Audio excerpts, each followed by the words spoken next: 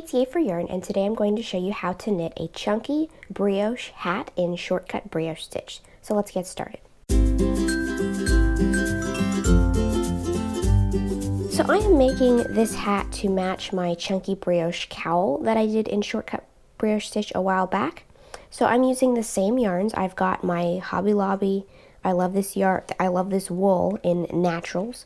I have cocoa, I have umber, and then I have my ivory. So I'm going to be using these same three colors again in the same order. I'm going to go from dark to light, so dark, medium, and then light. I'm also going to be using the Clover Pompom maker. This is the jumbo one, or the extra large. This is the one I reviewed in my video on the Clover Pompom makers, and I'm going to be making a pom-pom to go on top of this hat, so I'm going to use this for that. You'll also need a small pair of scissors, a ruler for measuring your gauge, I already did that, and you're going to need a yarn needle. Now, as far as knitting needles go, with this project we're going to be using two different sized circular knitting needles. So what I have here is, I have my options, Knit Picks Options 4-square short interchangeable needles. These are the ones with the short tips, and they're also square. They're not round, they're square, and I really like this. You can use round ones if you want to. But the main thing is that if you're going to be using an interchangeable knitting needle for this, you're going to need to use the short ones, because the long tips do not go on the short cables. They can get broken because it's too long. But what I've got here is I've got a 16-inch cable. This is not 16 inches long by itself, but with the tips attached, it is 16 inches long. So I've got size 9 or 5.5 millimeter tips, and I've also got size 10 or 6 millimeter tips. And I'm going to be using them with this cable that will, with the needle tips on, will equal 16 inches long. If you don't have short interchangeable knitting needles, then you can just use a size 9, 5.5 millimeter, 16-inch circular knitting needle, and a size 10, 6 millimeter circular knitting needle, 16 inches long. If you need to use a different size needle to get the correct gauge, then go ahead and do that. But check your gauge first before you start the project. This project actually does need some fairly precise gauge, because you want it to fit the circumference of the head. So most important part is that your gauge for the smaller needle for the ribbing is accurate. If the gauge for the brioche is just slightly off, it's not going to matter very much, because that part of the hat is not fitted. So if you want to learn more about these 4-square short interchangeable knitting needles, I will put a link in the description box to my review on these needles. But right now, let's get into the project. The first thing you're going to do is, if you're using an interchangeable needle, you're going to set your size 10 needle tips aside, and you're going to attach your size 9 tips. If you don't have an interchangeable needle, just use the size 9 needle. But with these, and with a lot of interchangeable needles that I have seen, you just screw the tips on, insert this little cable tightening key, which is just a small wire, into these holes that go through the cable, so that you can have something to tighten against.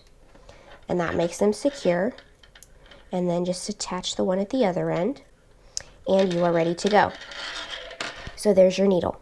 Now you can get the full written pattern on my blog at yayforyarn.com, and I will put a link to the pattern in the description box. You can also get it on Ravelry and add it to your Ravelry library and all that kind of stuff. This pattern is a multiple size pattern, because different people have different size heads, and this has to actually fit. So the size small is for an 18 to 19 inch head. That is approximately for a child. The size medium is for a 20 to 21 inch head, which is approximately to fit a teenager or a small adult head. And the size large is a 22 to 23 inch head, and that will fit a larger adult head. But all three of those sizes are knit to be slightly smaller when they're unstretched than what the actual head circumference is supposed to be, because you want it to stretch a little bit to go over the head so that it will actually stay on. So I'm going to start with my dark. You can start with whatever color you want, whatever color combo you want to do, go right ahead. But I'm using my light to dark thing, so I'm doing the dark one first. And I've made a slip knot. I'm leaving a fairly long tail so that we can work a long tail cast on. Now we're going to work our cast on fairly loosely because we need the cast on to have enough stretch to accommodate the ribbing. So I'm going to start by slipping my slip knot onto my needle. I'm going to hold the other end in my hand so that it doesn't bang all over the table. And we're going to do a long tail cast on to start our project. For the size small, you're going to cast on 86. For the medium, you're going to cast on 96. And for the large, you're going to cast on 106. So I'm making the medium, so I'm going to cast on 96 stitches with a long tail cast on, slightly loosely.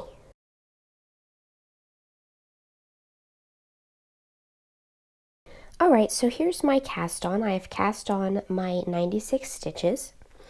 And the first thing you want to do once you've cast your stitches on is you want to count them and make sure you have the correct number of stitches. And the next thing you're going to want to do is make sure that you lay this out on a flat surface and make sure all the stitches are laying in one direction. You do not want them to be twisted because we're going to join this to work in the round. So you want to make sure that this little ridge of your cast on edge is on the inside edge of your needle all the way around so that it does not have any twist in it when you go to join it to work in the round. Alright, so now what we're going to do is we're going to drop this cast on tail and we're going to leave it alone for right now. We're not going to mess with it. We don't want it tangled up in the work. So the first thing we're going to do before we start knitting is we're going to take a stitch marker. This is the locking type, but you can use whatever kind you want.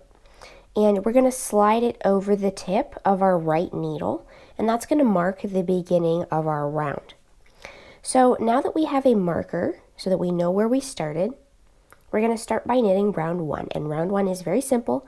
We're just going to be doing knit 1, purl 1, knit 1, purl 1, knit 1, purl 1, all the way around until we get back to that marker. Because for round 1 and for several rounds after that, we're going to be doing knit 1, purl 1, or 1 by 1 ribbing for the cuff or the brim or the band around our hat to make sure that it stays on correctly and doesn't slide off. So I'm just going to keep knitting 1 and purling 1 all the way around until I get back to my marker, and then I'll show you what you're supposed to do next.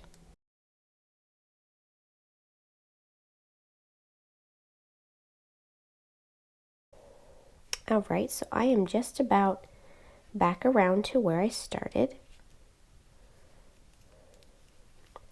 And another thing that you want to do before you move on is when we get to the end of our round, we're going to slip the marker to the right hand needle, and you're going to want to double check and make sure again that your stitches are not twisted. Now they're kind of bunched together on the needle, but you just want to make sure that they're not twisted because they can get twisted on that first round. So now we're just going to repeat round 1 again and again and again and again until our brim of our hat is wide enough.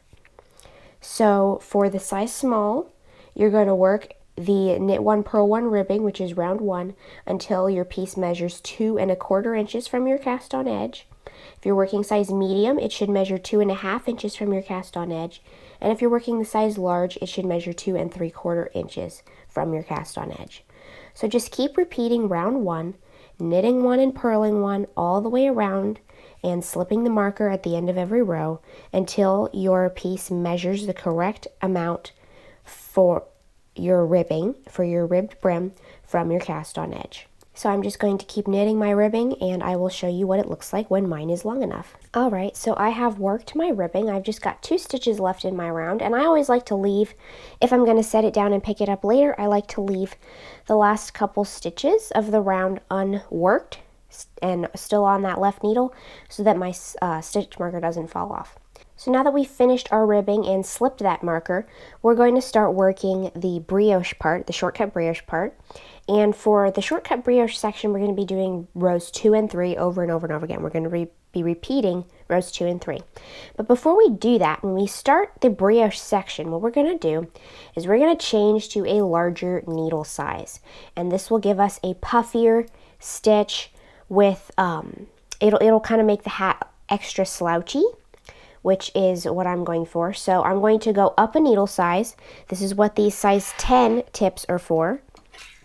So because I'm using interchangeables, I will just insert the cable tightening key and remove the tip from the 9 and screw on the 10 on both ends of my circular needle. If you're not using interchangeable needles, then you can just knit off of the 9s onto the 10s for your first round. But since these are interchangeable, I'm just going to switch tips because that's a whole lot easier when they're interchangeable needles. And that is how you would change needle sizes if you are working with interchangeables, which I am. So now that I have my size 10 needles on, we're going to start with the brioche part. And with Shortcut Brioche, the method we use to create that is called a knit one below, or a purl one below if you're purling it. For a knit one below, instead of inserting the right needle into the regular stitch that's on the needle, like way you normally knit a stitch, you're going to look down here and you're going to insert your needle into the stitch, not the stitch on the needle, but the stitch directly below it. From the row below, you're going to insert it right there, and you're going to knit through that stitch. Then you're going to take the stitch that's above it on that left needle and slide it off of the needle. So that's a knit one below. And I'm going to purl one because round 2 is knit one below, purl one, knit one below, purl one, all the way around and around and around until you get back to the slip to slip your marker. So I'm going to show you that knit one below again. Instead of knitting into the stitch normally and inserting that right needle into the stitch on the left needle, we're going to look straight down below that stitch on the left needle and insert it into the stitch below, knit through that, and then slide the stitch above off the needle. Then we're going to purl one. So I'm just going to keep repeating that knit one below, purl one, all the way around till I get back to my marker. And let me show you that one more time.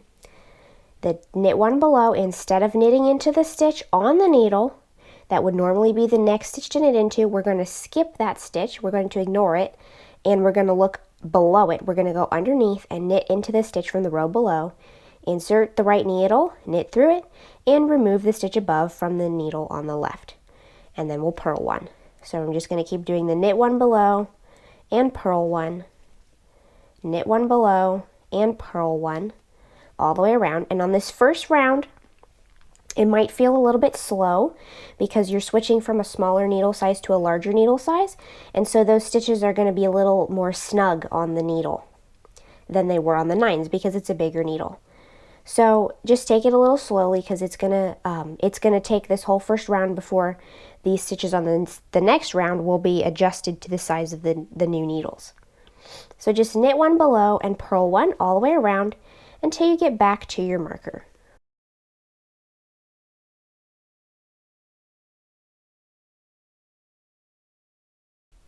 Alright, so I am back around to the marker. I'm going to slip that marker. And now we're going to work round 3. And round 3 is the reverse of round 2. In round 2 we did knit one below, purl one. In round 3 we're going to do knit one and purl one below. So let me show you that again. I'm going to knit one. Let me show you how to do this purl one below. Again, it's just like a regular purl stitch, but we're purling into the stitch below. So what you're going to do is you're going to bring your yarn forward, just like we would normally do for purling. You're going to, instead of inserting into the next needle on the left needle, and you know, when we knit, we insert from front to back. When we purl, we bring the yarn forward and we insert from back to front, like so. So instead of doing that, we're just going to insert into the row below. So here is the stitch on the needle, right here. Instead of inserting to purl, we're going to bring the needle down just a bit and find the space where is the stitch from the row below. So we're going to insert from back to front into that stitch from the row below. We're going to purl it and then slip the above stitch off of the needle. I'm going to knit one, and let me show you that purl one below again. We're going to bring the yarn forward. Instead of inserting the right needle into the stitch on the left needle as if to purl, in other words from back to front, we're going to insert it into the stitch from the row below as if to purl, as from back to front. So then we're just going to purl it and then take the stitch above off of the needle. Again, I'm going to knit one, and we're going to do this purl one below. Instead of inserting into the next stitch on the needle, we're going to go down and insert into the one from the row below, purl it, and slip the above stitch off the needle. So I'm just going to keep doing the knit one, purl one below, knit one, purl one below, knit one, purl one below, etc., all the way around until I get to my marker again.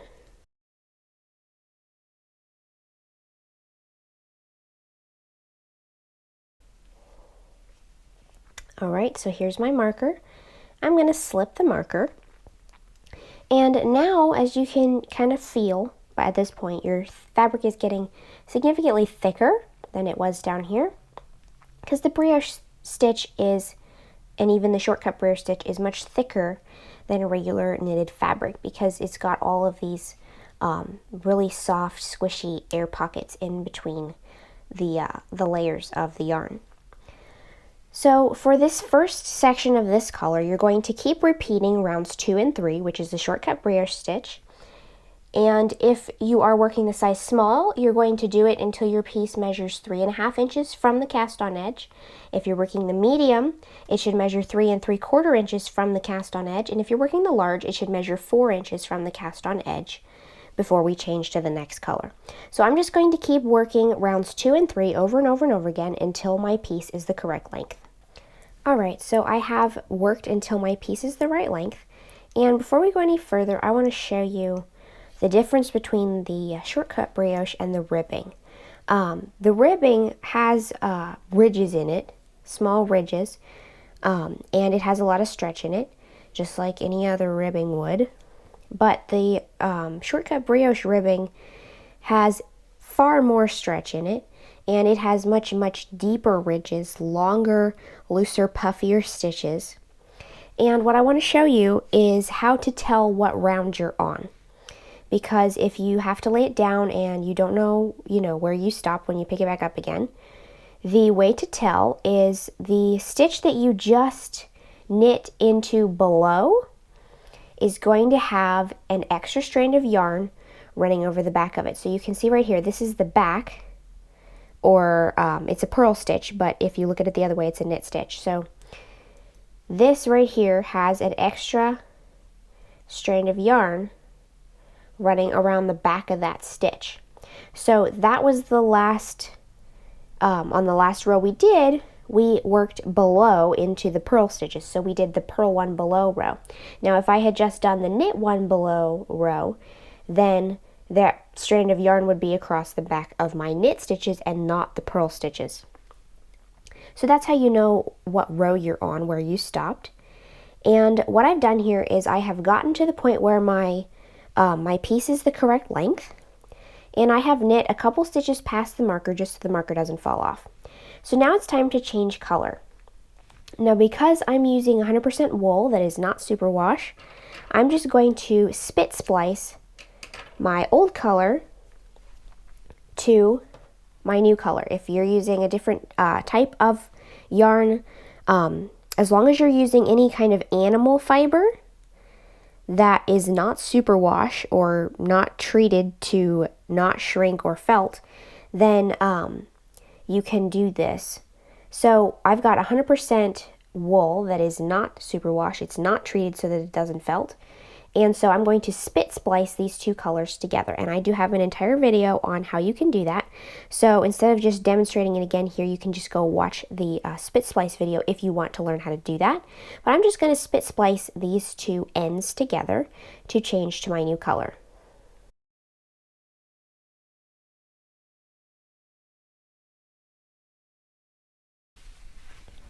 Alright, so my two colors have been spliced together, and so I'm just going to keep knitting with it, and I'm going to continue repeating rows 2 and 3 with the Shortcut Brioche Stitch. And what's going to happen is that as I knit through this splice, it will gradually change to the next color of yarn.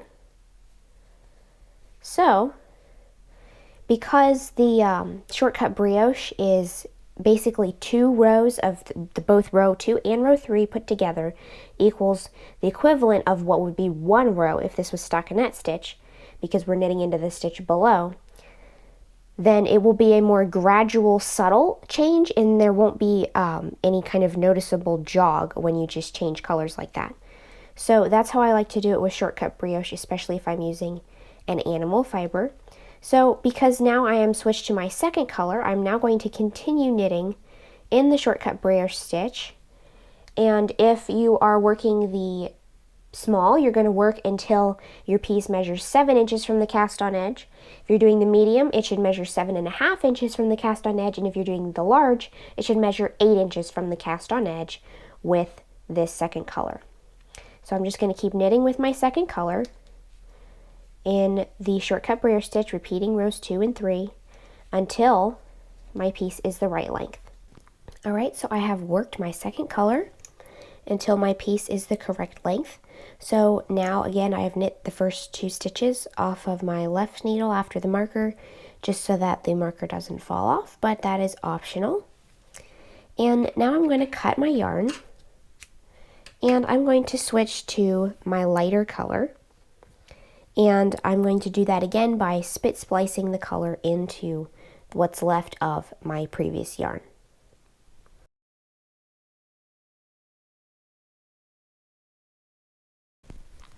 Alright, so my new lighter color is spliced in, and I'm now going to keep repeating rounds 2 and 3 and knitting in the Shortcut Brioche stitch. If you're working the size small, then you're going to work until your piece measures 10.5 inches long from the cast on edge. If you're working the medium, it should be 11.25 inches long from the cast on edge. And if you're working the large, it should be 12 inches from the cast on edge. So I will knit until my piece is long enough with this lighter color yarn, and then I will show you what it looks like. Alright, so I have finished all of my knitting. I have knit with the light colored yarn until my piece is the correct length. And I've stopped at my marker. And now what we're going to do is cinch the top of the hat closed. So the first thing we're going to do, we're going to leave the marker on there for the moment. But what we want to do is we want to cut this yarn, leaving a rather long tail, because we're going to need it to finish up this hat. So I'm leaving a little over 3 feet, and I've cut it, so I'm going to thread this into a yarn needle. This is a chibi with a bent tip, but you can use whatever kind you want. Metal is going to last a whole lot longer than plastic, and I always prefer metal over plastic, but if you only have plastic, that will work too. So the first thing we're going to do is we're going to cinch the top of this hat shut, and the way we're going to do that to keep it from being too bulky and too scrunchy is we're going to cinch all the knit stitches separately from the purl stitches. So we're going to separate the knit stitches from the purl stitches and cinch them shut separately. But you want to make sure that when you pick up your knit stitches, you want them to the front, because the knit stitches are going to be cinched on the top. The purl stitches are going to be cinched on the underside. So I'm going to pick up the knit stitch first on my yarn needle, bring all that forward, slip the purl stitch onto my right hand needle. I'm going to pick up the knit stitch onto my yarn needle, slip the purl stitch onto my right needle, and just keep repeating this. I'm going to pick up the knit stitch onto the yarn needle, slip the purl stitch onto the right needle, pick up the knit stitch on the yarn needle, slip the purl stitch on the right needle, and etc., until we get back around to the marker and there aren't any knit stitches left on the circular needle.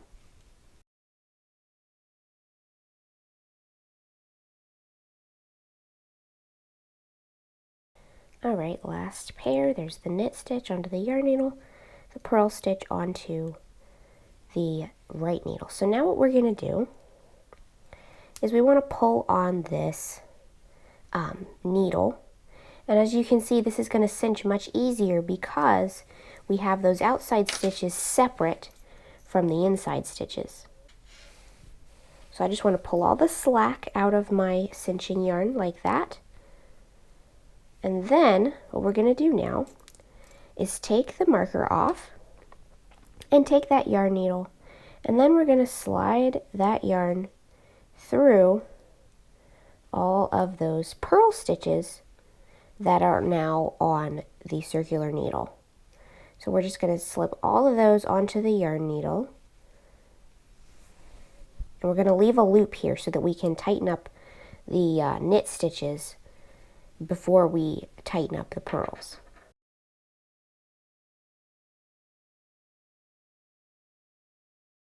Alright, so we can now remove the circular needle now that we picked up all the stitches. And what we're going to do is we're going to work with this in kind of two separate halves. So what I'm going to do is, because we cinched the purl half last, we're going to stick that yarn needle through the hole to the inside. And what we're going to do is we're going to pull on the loop. Make sure you're pulling on the end that cinches up the outside, the knit side of the fabric. You're going to pull on that until that hole closes up as much as it's going to close up. Hold on to that. And then you're going to want to pull on your yarn needle yarn until you have pulled up all what's left of that slack that you're holding on to from the outside.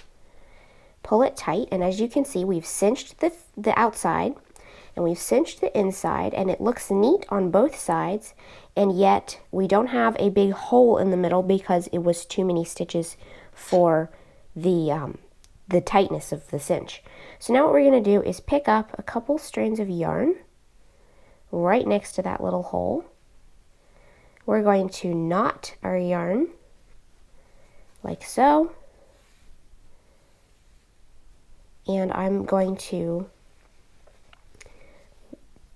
knot it a second time just for extra security. And we still have all this length left in our yarn that we left here, but there's a reason for that, because we're going to use this same yarn to attach our pom-pom.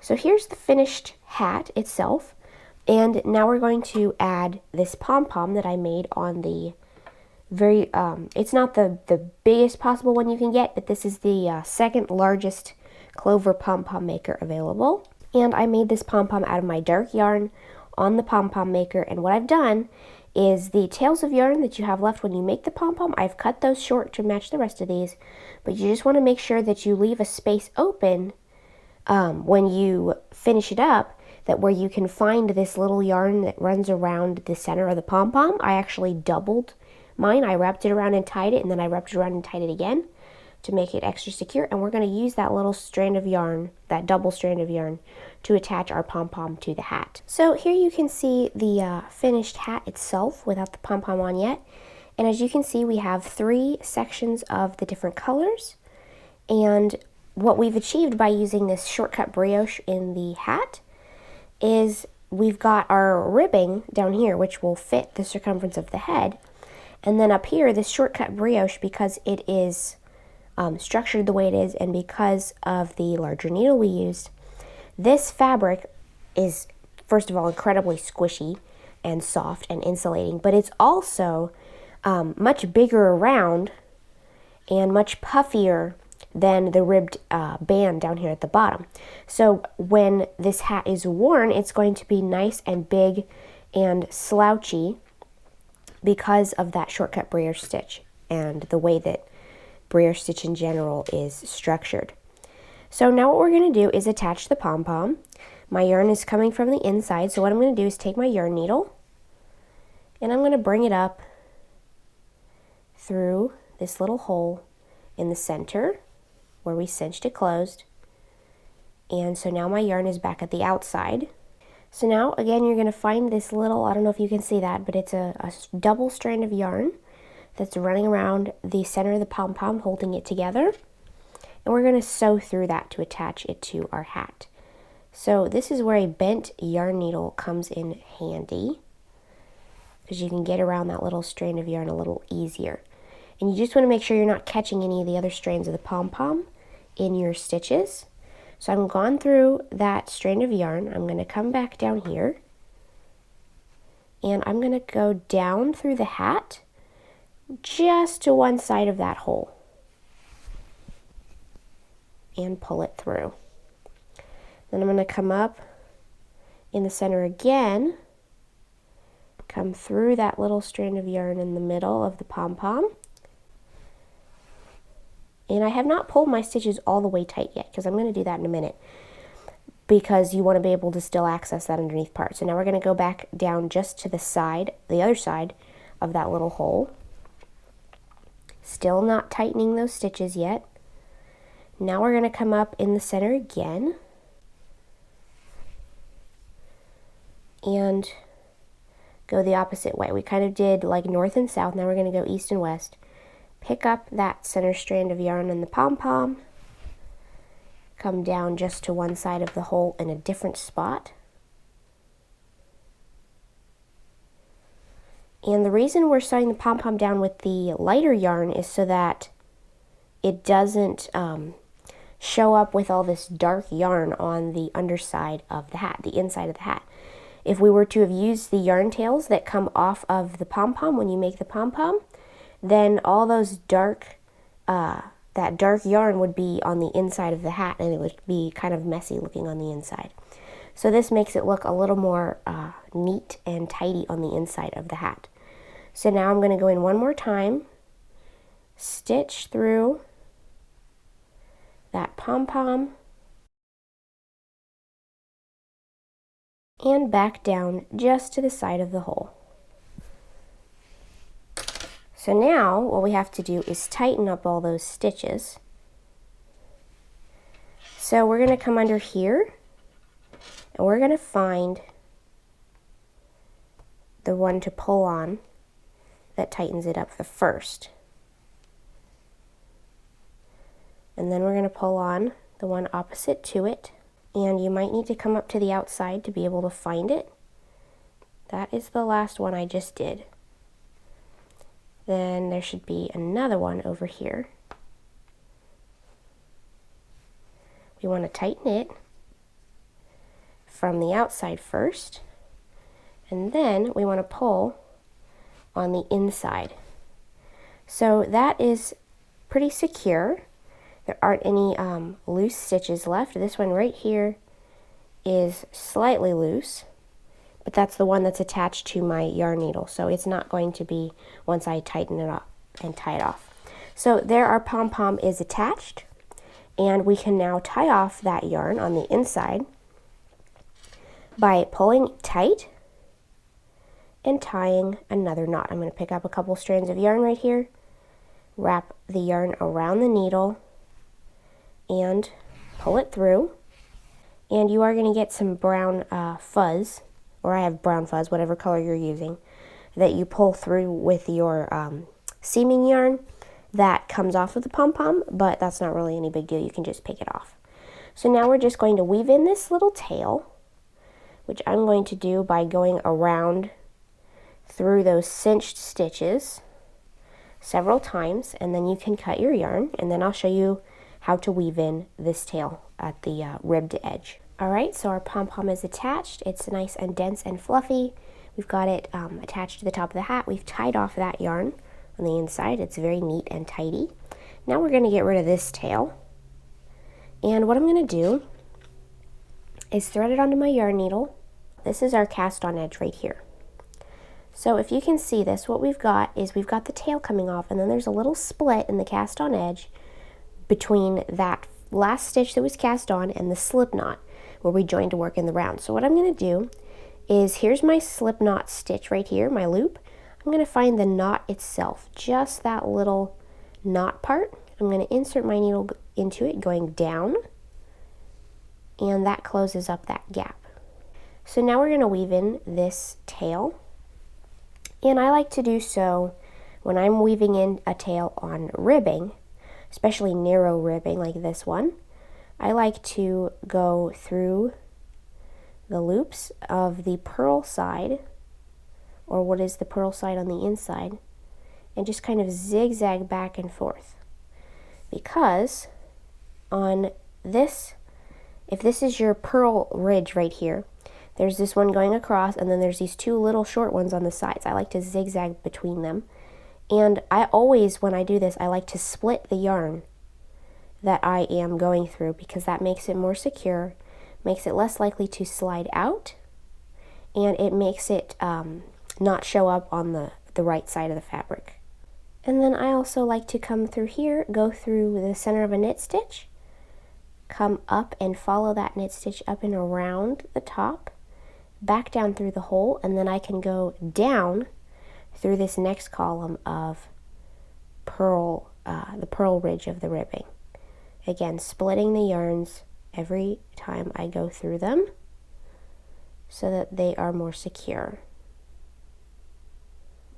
and so that they don't show up on the outside. And I like to stop before I get to the very edge because I don't want that little bitty fuzzy end sticking out the edge. So I'm just going to cut that yarn. It is woven in, and now the hat is totally finished. It's nice and big and puffy and slouchy because it's longer than what you actually need to cover your whole head. So then I've got this big fluffy dense pom-pom on the end. It looks like a store-bought one because it's so tight and dense and fluffy. If you want to use a store-bought one, you can, but if you have a pom-pom maker, I really recommend that because you can make sure you get the color match exactly right by using the same yarn you used in your hat. So I hope you've enjoyed this video. If you liked it, please give it a thumbs up. If you make this project, let me know how it turns out for you in the comments below. Be sure to go over to my Facebook page and send me a picture so I can see how your hat turned out. And don't forget to subscribe, making sure you click the little bell next to the subscribe button to be notified of new videos. Thanks for watching. Bye.